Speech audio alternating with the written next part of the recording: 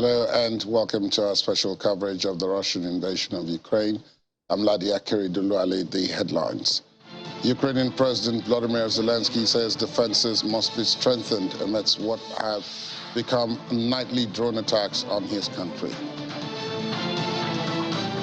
Russia says a New Year missile attack has now killed at least 89 Russian soldiers, happened because the troops were using their mobile phones. And French President Emmanuel Macron meets Swedish Prime Minister Ulf Kristersson in Paris to discuss Ukraine and energy supplies. Thanks for staying tuned. Ukrainian President Volodymyr Zelensky says Kiev has to work with its partners to strengthen its defenses. His comments came as Russia was launching what has now become nightly waves of drone attacks on the capital and other Ukrainian cities. Mr. Zelensky had earlier said Russia was planning a protracted campaign of attacks with Iranian-made drones to, quote, exhaust his country. We started our work this year with tackling what Ukraine needs most right now, in advance of those mobilization activities which are being prepared by the terrorist state. This is precisely the time when, together with partners, we have to strengthen our defenses. We have no doubts that the current masters of Russia will throw everything they have left and everyone they can round up to try and turn over the situation with the war and at least delay their defeat. We have to thwart that Russian scenario. We are preparing for that. The terrorists have to lose. Any attempt at an offensive by them has to fail. It will be the final defeat of the terrorist state. I am grateful to all partners who understand this. Russia is mobilizing those they want to send to die. We are mobilizing the civilized world for the sake of life. Ukrainian President Volodymyr Zelensky. And scoring the front lines of the war in Ukraine, a group of volunteers have made it their mission to search for the bodies of fallen soldiers and return them to their families. Made up of around 100 volunteers, the Black Tulip mission undertakes the dangerous task of locating and exhuming bodies of Russian and Ukrainian soldiers, often to the sound of explosions nearby. Alexei Ilkov, now part of the Black Tulips, was the first founder of one of the first body search missions in Ukraine after he began locating the remains of World War II soldiers buried in unmarked sites in Ukrainian forested battlefields. Now that war is once again in their country, Mr. Ilkov and the rest of the team say they are determined to bring peace of mind to the families awaiting the return of a soldier who will never make it home. And several Russian cities held rallies to commemorate Russian military personnel killed in shelling in the Russian-controlled Ukrainian city of Makiivka in the early hours of New Year's Day. Mourners laid flowers in Samara, Tolyatti, and other Russian cities where some of the drafted Russian soldiers killed on Sunday had come from. Many of those at the rallies held flags of the ruling United Russia Party. Meanwhile, Russia has said that New Year's Day missile attack has now killed at least 89 Russian soldiers, up from 63, happened because the troops were using their mobile phones. The use of phones is banned because it allows enemies to locate its targets, according to officials. An investigation has already begun. Ukraine says more than 400 soldiers were killed and another 300 wounded in the attack on a college for conscripts in Makiivka in the occupied Donetsk area. It is the largest number of deaths Russia has acknowledged in the war. Russia said that at the time on New Year's Day, 6 rockets were fired from a US-made HIMARS rocket system, 2 of which were shot down. The Ministry of Defense said in a statement that the deputy commander of the regiment, Lieutenant Colonel Obituary, was among those killed. And satellite images taken in late December and on Monday show the impact of one of the deadliest strikes of the Ukraine conflict, in which dozens of Russian soldiers were killed. In a rare disclosure, Russia's defense ministry has now confirmed that at least 89 of its soldiers were killed on New Year's Day in that fiery blast on the temporary barracks in Makiivka. Ukraine and some Russian nationalist bloggers have put the Makiivka death toll in the hundreds though pro-Russian officials say those estimates are exaggerated. Emergency workers were seen clearing the rubble of the building in Makiivka after it was shelled, as we've been reporting. The missile strike on the building, which Russia has blamed on Ukrainian forces, is one of the bloodiest incidents of Russia's nearly year-long special military operation in Ukraine. The building was reportedly serving as a temporary barracks for mobilized Russian troops. Daniil Bezanov, a senior Russian-backed regional official, said the college had been hit by the U.S.-made HIMARS rocket systems around midnight, just as people would have been celebrating the start of the new year against the backdrop of a televised speech by President Vladimir Putin. And speaking about President Putin, he plans to talk to Turkish President Recep Tayyip Erdogan today, and that's according to Kremlin spokesperson Dmitry Peskov, who spoke to the Interfax news agency. The two leaders have had several phone calls since Russia invaded Ukraine last February. Turkey acted as mediator alongside the United Nations in 2022 to set up a deal allowing grain exports from Ukrainian ports. A little-known patriotic group which supports the widows of Russian soldiers has called on President Vladimir Putin to order a large-scale mobilization of millions of men and to close the borders to ensure victory in Ukraine. Mr. Putin, Russia's 70-year-old leader, is now under pressure to deliver victory in Ukraine more than 10 months after he sent troops as part of an operation he says was intended to defend Russians in eastern Ukraine. The Soldiers' Widows of Russia group said in a post on Telegram that we ask our President Vladimir Putin to allow the Russian army to carry out a large-scale mobilization.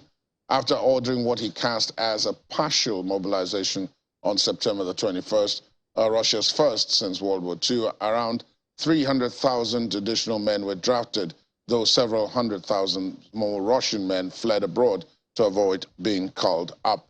The Kremlin did not immediately respond to a request for comment on the appeal from the widows' groups, but Mr. Putin had said last month that there was no need for any additional mobilization. And President Volodymyr Zelensky of Ukraine says he has discussed further defense cooperation with the United Kingdom Prime Minister Rishi Sunak. Mr. Zelensky tweeted after the pair's talks by phone, quote, "We agreed to intensify our efforts to bring victory closer this year already. We already have concrete decisions for this." While a spokesman for Mr. Sunak said the two leaders discussed the abhorrent drone attacks on Ukraine in recent days. The spokesperson adds that the British leader told Mr. Zelensky that Ukraine could count on the UK to continue to support it for the long term. And French President Emmanuel Macron and Swedish Prime Minister Ulf Kristersson have both reaffirmed their support for Ukraine as they met in Paris. The Swedish leader chose Paris for his first trip abroad after Sweden took the presidency of the European Union for 6 months this year. Both leaders also discussed Sweden's application to join NATO along with its neighbor Finland. Mr. Macron said he wished to see the bid succeed as soon as possible. Bonjour, mesdames et messieurs. We will talk about our determination to keep on answering the Russian aggression of Ukraine as winter sets in and Ukrainians need our support now more than ever. We will also go over Sweden's request to join NATO, which I would like to see succeed as soon as possible, along with that of Finland. I want to say it again here, you can count on France's support and solidarity. I would like to be able to work together in order to give our partnership new and very concrete ambitions in fields such as security, space, energy, nuclear, forests and healthcare. For the coming years, we have yet to define a bilateral cooperation agenda that goes beyond our common European goals. Sweden is, as you all know, taking over the presidency at a time when the European Union is hit by several parallel crises. The Russian invasion of Ukraine is, of course, the very worst. Ukrainian victory is existential for Europe and for the entire world. But we must also meet the energy crisis, the climate crisis, the soaring inflation, as well as to safeguard long-term European competitiveness. And after the break, Russian President Vladimir Putin and Kazakh leader Kassym-Jomart Tokayev discuss energy cooperation. Please join us again. Thanks for staying tuned. Ruslan Khasbulatov, one of the most powerful men in the early days of modern Russia, has died in Moscow at the age of 80. That's according to media reports citing his relatives. The politician and economist led the first Russian parliament and supported Boris Yeltsin, who was to become Russia's first president, in his standoff against the coup plotters who sought to grab power in the USSR in 1991 from the leader then. However, just 2 years after Mr. Khasbulatov and Mr. Yeltsin stood side by side against the attempted coup to topple Mikhail Gorbachev, they turned against each other, sparking the 1993 constitutional crisis. Born in a village near the Chechen capital Grozny in 1942, Mr. Khasbulatov graduated from Moscow's State University, first as a lawyer and later as an economist, becoming a doctor of economics in 1980. And in 1990, he was elected to the parliament of Soviet Russia and became its chairman a year later. In the 1990s, he started working with Mr. Yeltsin. Together, they opposed the coup attempt by a group of Soviet hardliners in 1991. Let's talk now to Oleksiy Harin, professor of comparative politics at the Kiev University, who joins us virtually from the Ukrainian capital, Kiev. Good morning to you. Thank you for your time. Happy New Year. Happy New Year. We hope it will be happy and it will be victorious for Ukraine. So we will have peace and victory. Now, let me start from these attacks that have happened in this new year. We're 4 days into the year, and you are in Kiev, so I must ask, what has it been like over the last 4 days? We know that there have been a huge barrage of attacks, and Kiev has been one of the cities targeted particularly for this. Well, it's not for the first time. So before the new year, you know, we had a blackout of energy for several days, which is not very pleasant, frankly speaking, because there's a problem with water supply and heating and internet and mobile connection. There was an air alarm on Christmas Day, and there were attacks on the eve of the new year and actually during New Year night. So half an hour after New Year came to Ukraine, there was an attack, and the alarm lasted for 4 hours. So look, it depends on what place in the city you live. For example, I live at the north of Kiev, so the main attack was in the center. My mother lives in the center, not far from the railway station. So for her, it was, you know, really nervous. Okay, that's how we live. So again, it's important to remember that that was the New Year greeting and Christmas greeting from Putin to Ukrainian people. You know, Putin likes kind of symbolism, you know, perverted symbolism. And he is intimidating Ukrainians even during the holidays. And, you know, usually during the war, you have truce, ceasefire during the holidays, you know, such like Christmas, New Year, but it's not the case here. So it reveals basically the nature of aggressor and his hypocrisy, because Putin is saying that he would like to liberate Ukrainian people. Instead, he is killing them even during the holidays.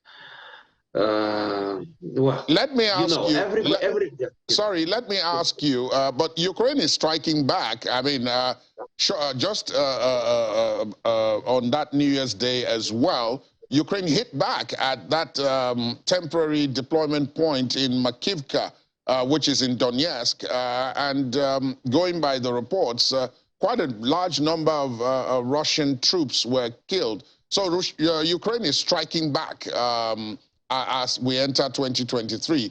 That tends to make this conflict more protracted, doesn't it?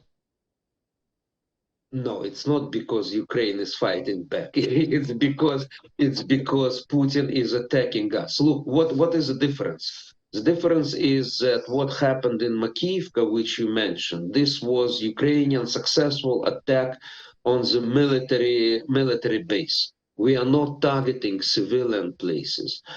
The difference, what Russians are doing, they're attacking civilians and they attack civilian infrastructure in order to deprive us from the sources of energy. That's a huge difference, I believe, right?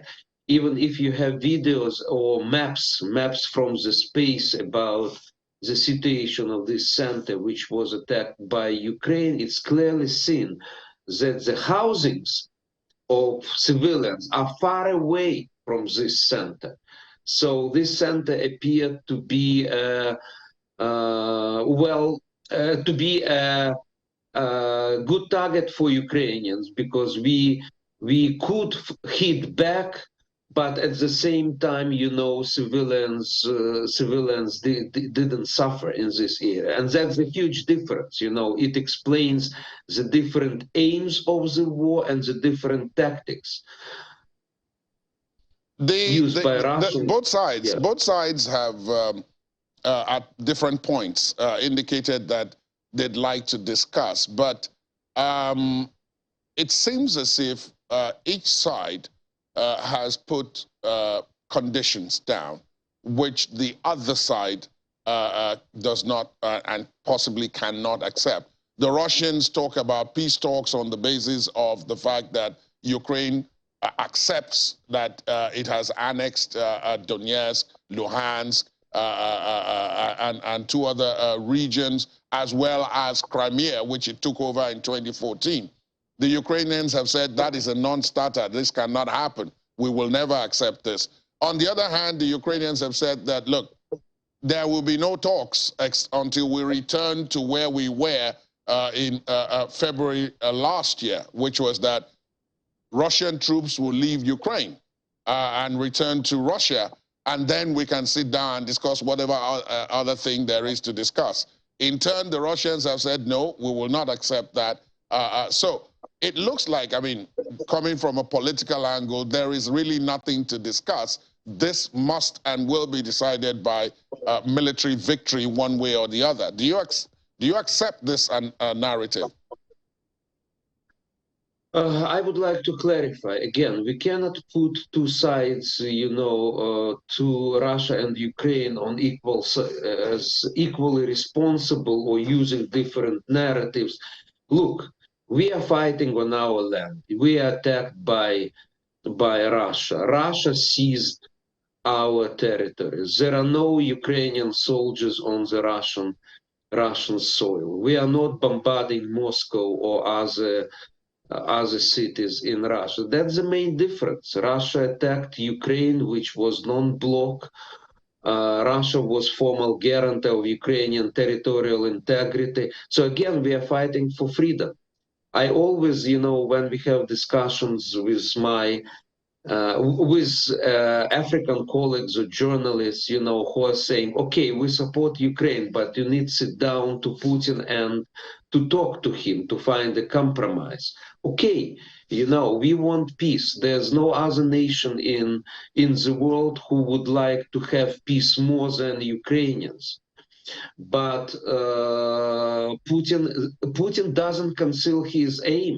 Even when he is talking about peace, it means subordination of Ukraine. It means that Ukraine needs to recognize territorial annexations made by Russia. And Putin denies the very fact of existence of Ukrainians as a nation. He continues to say that. So how could we talk about it? Ukrainians are ready to talk, but we are ready to discuss the ways of their occupation of Ukrainian territories. I always, give an example Well, imagine if Nigeria, and by the way, we are very thankful to Nigerian government and Nigerian people for support which is given to Ukraine in the United Nations. But imagine that there is a foreign power, former colonial empire, which denies the very right of Nigerian state and Nigerians to exist as a nation, that they are starting the war against Nigeria, occupy part of Nigeria and say, you do not exist, you know, give us our land. What will you do? I hope it will not happen. But it's clear that the nation is to fight for its independence. You have the problems in the north of the country with terrorist organizations like Boko Haram. Russians are using the same tactics as terrorism. One article was published in the Qatar by military expert. His name is Amar Ashur. It's easy to find on the web. It's called Russia Fights Like ISIS, because Russia is using the same tactics of terrorizing civilians, of killings, and of deportations of the local population. So, again, if we are talking about potential talks, yes, we are ready to talk, but we will not recognize the annexation of Ukrainian territories. So we can talk about the ways how to deoccupy the territory of Ukraine. We can talk about Russian withdrawal from the largest nuclear power station in Europe, in Zaporizhzhia, because Russians occupied it and they created potential for a nuclear accident. So we are ready to talk. We are saying, okay, let's international experts come to these stations, Russia will withdraw, and international experts will come to control these stations. So we are ready to talk about it. We are ready to talk about continuation of exports of grain from Ukraine, which Russia prevented. So, but we are not ready to talk about. I want to ask you about Africa, because you referenced Nigeria and you talked about Africa a little in your last answer. Largely speaking, it does appear as if Ukraine, it's this conflict, if you like, that has brought Ukraine to Africa.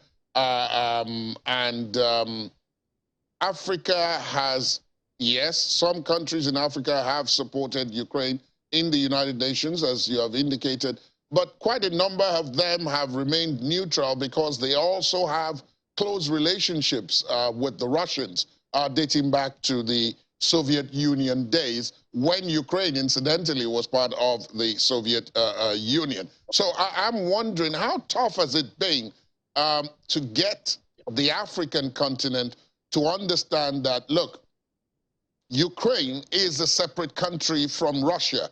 Yes, they were both in the USSR before, but they're two separate countries now. So this is not a battle of a province of Russia trying to get its freedom from the rest of Russia, which in some instances might be the understanding and the narrative. Yeah, right. First of all, why I'm mentioning Africa, not only because I am here at your channel, but because I was part of Ukrainian civil society delegation which visited 4 African countries, including Nigeria. This was my first time in sub-Saharan Africa, so I was really excited about it. Regarding Africa, yes, half of Africa is kind of roughly divided. Half of Africa is supporting Ukraine in the United Nations and denouncing what Russians are doing in Ukraine. Half of African countries, yes, they abstain in the voting in the UN. They are saying this is not our war, so we prefer to stay kind of neutral and sometimes quite, I would say, how put it correctly, receptive to Russian narratives. First of all, you know, when we are trying to explain it to Africans, we are saying that we are fighting the colonial empire, and I believe Africans understand it pretty well. Look, Ukraine as a nation is older than Russia. It's older than Russia. Kiev, the capital of Ukraine, is at least 700 years older than Moscow. So we have more tradition of statehood, more history, more deep history than Russia. But then, yeah, history is an interesting thing, to put it mildly. We appear to be part of the Russian Empire. But we, Ukrainians, we always existed as a separate nation.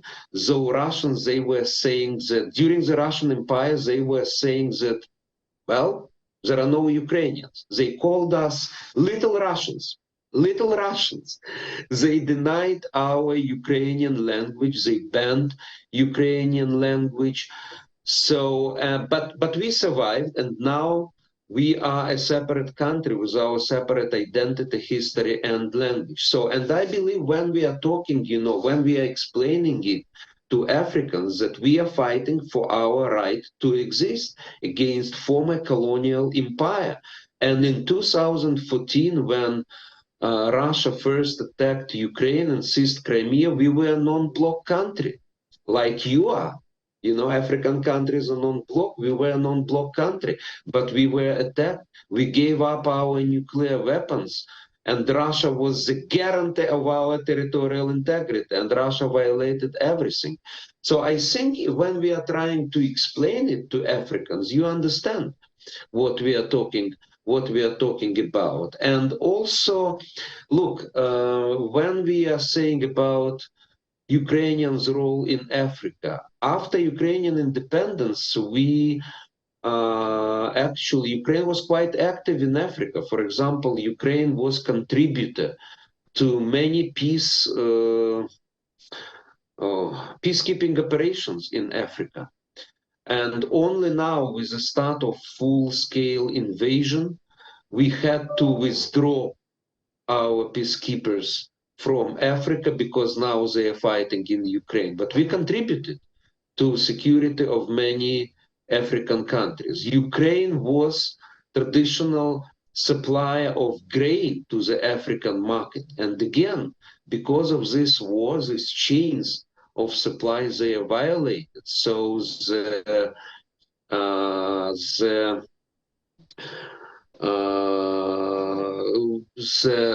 hunger in Africa increased. Actually, I can give you, when you said about, the Soviet Union and the Soviet experience in Africa, yes, from the formal point of view, the Soviet Union was supporting decolonization process in Africa. But we know, and I'm historian, and I remember pretty well when I was a student, I remember how many Marxist regimes were in Africa, and the Soviet Union tried to impose the communist model on Africa. And what happened? Starvation in Ethiopia. All the Marxist regimes created with the support of the Soviet Union, they collapsed because they were not effective. So we, Ukraine, we suffered from Russian and then the Soviet Empire. With Africans, it was trickier because, again, from the formal point of view, the Soviet Union was supporting your fight for independence, but instead, the Soviet Union tried to impose this communist version, communist model, and it appeared to be very, very tragic for many African countries. So we need to keep it. We need to keep it in mind.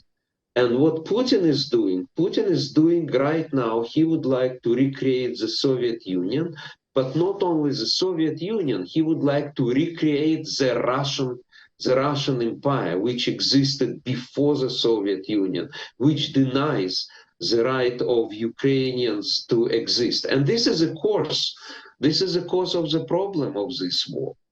Can I ask you, what was the reception like? You said you visited 4 countries, including Nigeria. Given the background that you've given me now about the relationship, particularly after Ukraine became independent, what was it like to visit, for example, I mean, you would understand when I start with Nigeria. What was the response like in Nigeria and the other countries that you visited? Well, it's very different to generalize because the situation in every country is different, and also within every country there are different forces, there are different people who express their opinions, and again, what unites us with many countries is that, look, Nigeria, Ghana, Kenya, where we were, they are democracies. Okay, we know that democracies are not perfect, but these countries are democracies. Ukraine is democracy. Russia is not a democracy. Okay, so I think again, when we were talking with people, with media, when we are explaining Ukrainian position and simple, not even Ukrainian position, but just the key history. So we were presenting the facts. I think we had good response. Many people, Russian propaganda is very strong in Africa, right? And Russia is exploiting this image of the Soviet Union as decolonizing force. So in some cases, we had to explain and to give facts. And when we are talking about facts, I think the position of Africans is quite receptive. Again, yeah, I understand those people who are saying, "Come down and talk to Putin and talk to Russia." So try to find a compromise. And then we were saying, okay, what kind of compromise? To give us our territory, to cease to be independent.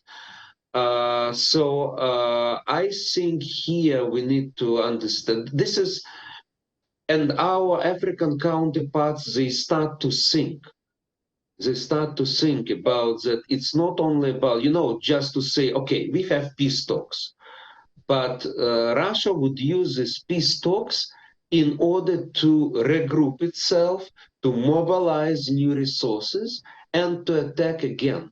So this is a trick of the Russian policy because they're making step by step in their aggression. Remember, in 2014, in 2008, they attacked Georgia.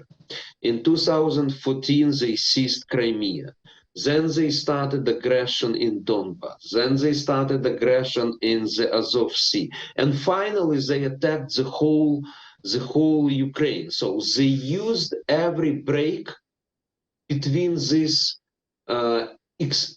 expansion in order to prepare better for future invasions. So that's why we believe that at this point, it will not be productive if we just say, okay, let's have ceasefire. Because if Russians do not agree to withdraw their forces, they would use this ceasefire in order not just to multiply their forces and to continue attack on Ukraine. Indeed. Complete analysis there, Oleg Zaharin. Thank you for this perspective.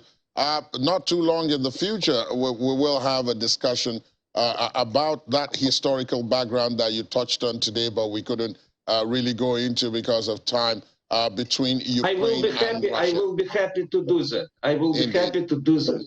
Indeed. Because I love to talk about the history of my country, of our deep-rooted culture, religion, and by the way, there are Muslims in Ukraine as well historically, and they are suffering from Russian aggression. So I will be happy to appear again on channels. Thank you so very much. Oleg Zaharin is Professor of Comparative Politics at the Kiev University. Thank you. Thank you so much for your time. Thank you. Happy New Year. Happy New Year to you too. The Kremlin says Russian President Vladimir Putin and his Kazakh counterpart Kassym-Jomart Tokayev have held a telephone call to discuss issues of cooperation in the energy sector. Kazakhstan, the world's largest landlocked country, uses Russia's infrastructure to export its oil at a time of Western-imposed price caps and a ban on seaborne Russian oil purchases over its actions in Ukraine. Last week, the Russian government approved the 10-year extension of a deal with Kazakhstan for the transit of up to 10 million tons of oil per year to China. At the same time, Kazakhstan is seeking to raise the supply of oil to Germany via Russia's Druzhba pipeline, which is exempt from sanctions. However, the Kremlin provided no details of the phone call. And Bulgaria's state gas company, Bulgargas, has signed a long-term deal with Turkish state gas firm Botus, giving it access to neighboring Turkey's gas network and liquefied natural gas terminals to help bring in supplies. Under the new 13-year agreement, Bulgargas would be able to use Turkey's LNG terminals for cargo shipments, which would be transported via Bulgargas network to Bulgaria. Bulgaria's interim energy minister, Rosen Hristov, met with his Turkish counterpart, Fatih Donmez, who said the agreement would allow Bulgaria to transport about 1.5 billion cubic meters of gas a year and would help increase security of supplies in southeastern Europe.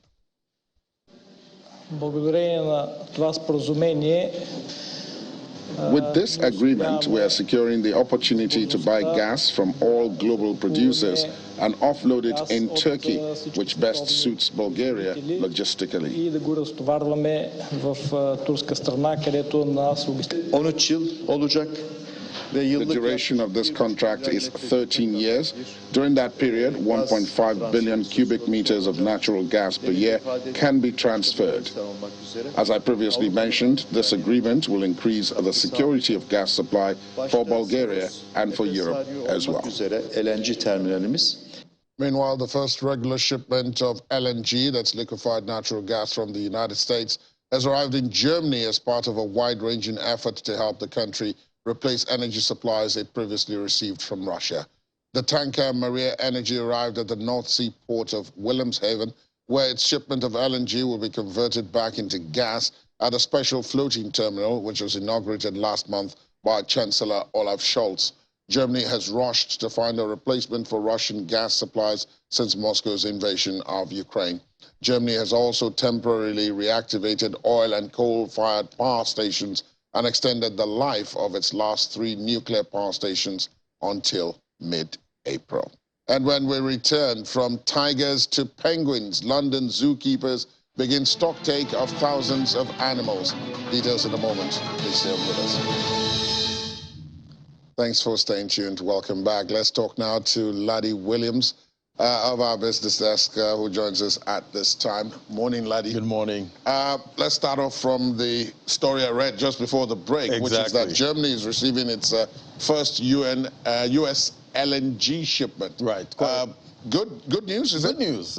Quite a big historic moment, for Germany receiving, because, we know they've been, investing in regasification, terminals in Germany and, most of Europe. And all of this is to, stay clear of Russian gas at this time, because we know that the taps have been turned off. And indeed. Obviously, earlier in the year, in 2022, remember the gloomy forecast, we're getting for, the German and European economies. That's right. Saying that, once Russia turns off, the taps, it's over. Manufacturing is going to come to a halt, and the people are going to suffer because they're not going to be able to, get heating, for the winter. But all of that didn't really happen. Didn't play out. Didn't come to pass. Exactly. So we've seen them, make a big investment, for their regasification infrastructure, because at the end of the day, the way Russia, sold gas to them through the pipelines, it was easier. It made sense. It came in the, the gaseous form. But with this, it requires more investment. So it's going to take more time, obviously. Yeah, and more time, and they're going to have to spend more to make this a reality, to shift, from Russian gas. And it's a good step, but obviously they're going to be, teething issues, and there's also going to be, a lot of investment, because we're already seeing how much they spent and how much, for those floating terminals, and they're going to still spend more, going forward. But at the end of the day, this is going to impact the Russian economy, because in the long run, because we know how much Russia makes, from selling their gas to Europe and their oil. So, losing this market, to me, is a big deal. It's a big deal. And this is happening at the same time as natural gas prices are going down. Exactly. Incidentally, because, as you said, the predictions, not only in terms of manufacturing, have not happened, in terms of how bad the winter is going to be, have also not happened. So in the U.S., for example, the prices have gone down. Exactly, and you know the gas bulls are having a hard time this year because they were predicting, you know, gas prices would, you know, keep going up, you know, from a high of over $10. You know, last year we've seen natural gas prices, you know, they call it natty, that's down below the key $4 mark, and that's a big move, you know, down. It's more like we're close to, you know, pre-war prices for natural gas. It is good though, because that's also playing into the inflation story. We just got the Germany. Go ahead. For December, the German inflation figures there, it's down about 9.6% in December, you know, from 11.3% in November. So that's a good sign. There's hope that the central bankers may actually they might take their foot off the brake. Exactly. So it's good news. We're hoping you know, this continues and, you know, gas prices stay lower, because that way, you know, the economy can still, you know, keep thriving, the manufacturing go up, and hopefully recession, you know, doesn't happen, because we know recession, that the big R word. That's what everybody's trying to get out of. Now, gold, as natural gas prices are coming down, gold is going up. But goes back to the discussion you and I had yesterday about risky assets and people rushing for safe assets. Exactly. Gold is one of the safe assets. It's quite incredible, because gold, you know, most part of 2022, it didn't have it good. You know, it was trading about $1,600 just, you know, in about, I think, August, you know, of last year.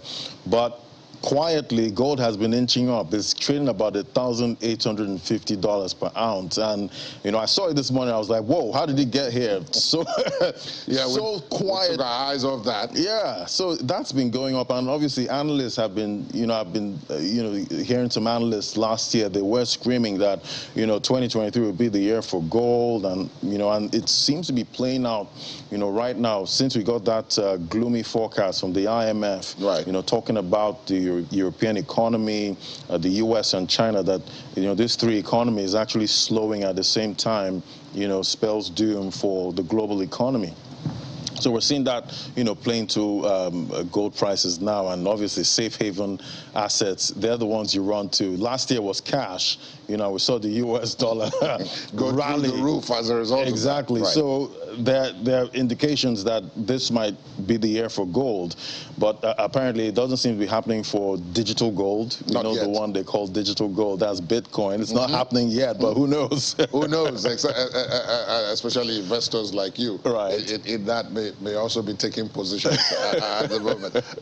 Thanks, Laddie. It's good news, but I mean, Ukraine has had a situation with memberships.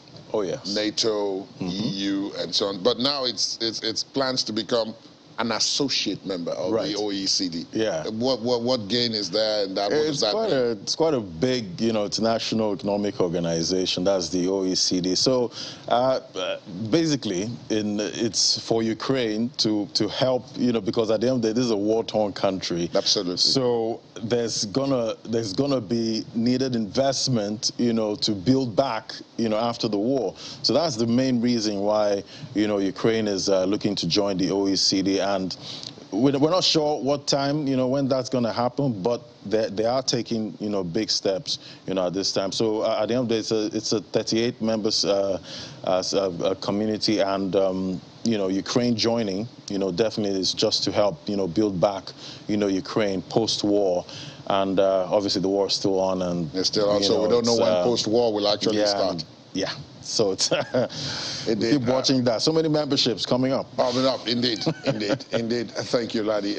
There'll be more. Laddie and the team will be on Business Morning and Business Incorporated during the course of today. Thanks, Laddie. Thank you. Taking a look at the sports out of this conflict, Ukraine's Foreign Minister Dmytro Kuleba has invited sports administrators, including International Olympic Committee President Thomas Bach, to see the ice hockey arena destroyed by a Russian missile strike. The Altar ice hockey arena in the town of Druskivka in Ukraine's Donetsk region was shattered by a Russian missile on Tuesday. Mr. Kuleba took to Twitter to highlight the politically neutral shelling that damaged the sports facility. The venue was used by the Donbass Ice Hockey Club since 2014, the year pro-Russia separatists proclaimed the creation of the Donetsk People's Republic. The Ukrainian Ice Hockey Federation added that the other venues destroyed by the war are the Drupshka venue in Donetsk, arenas in Mariupol and Melitopol, and the Ice Palace in Severodonetsk. In March last year, a weightlifting training center at the stadium in Chernihiv was destroyed by shelling.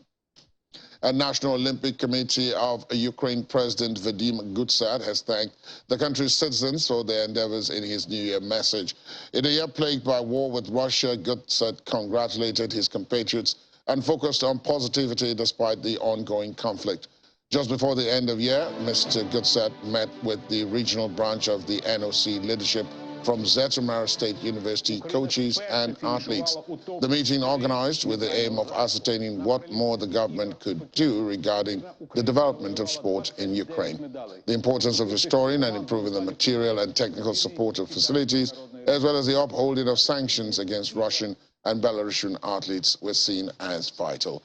With the coaches, Mr. Gutsat thanked them for their hard work and professionalism, as well as preparations for the last full year before Paris 2024 Olympics.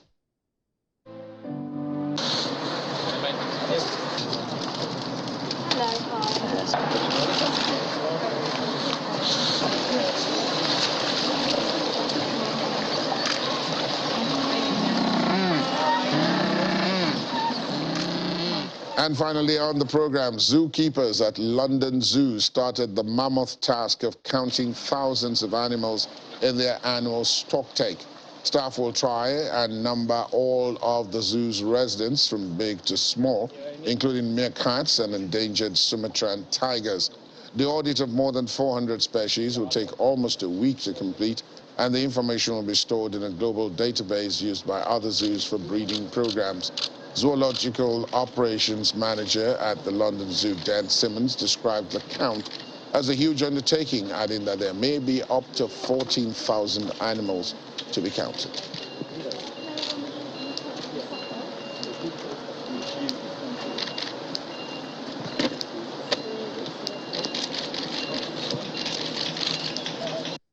Today is the annual stocktake at London Zoo, and as the name would suggest, it's the day, or indeed the beginning, of a week-long of counting that we do of all the animals here at the zoo.